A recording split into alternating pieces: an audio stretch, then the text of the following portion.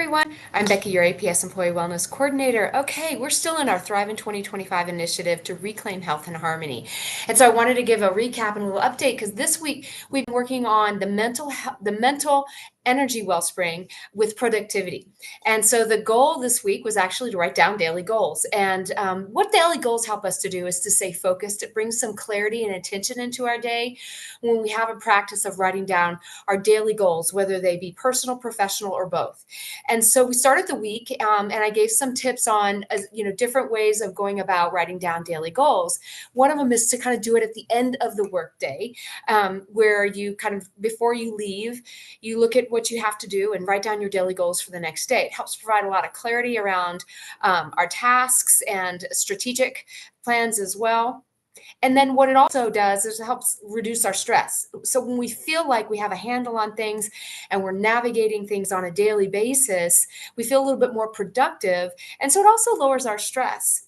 But I'm going to tell you, I'm the first person who started doing the daily goals at the beginning of the week, writing them down before I left, putting them in my calendar. And then I had a midweek crash.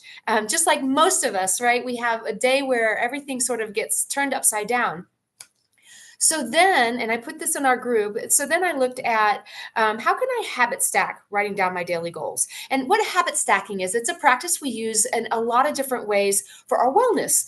We might habit stack drinking more water, or habit stack getting more movement. And that's when we insert a habit into an already established pattern. That's what habit stacking is. It's hugely effective when we're trying to adopt a new habit.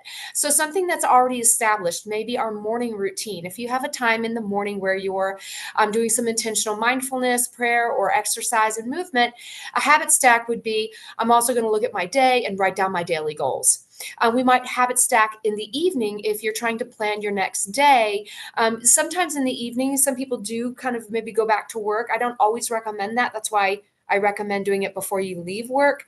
But sometimes we might look at our calendar to kind of know what we have going on the next morning, especially if you have a lot of meetings. That's another way you can sort of habit stack writing down your daily goals. And again, daily goals can be work-oriented or home-oriented.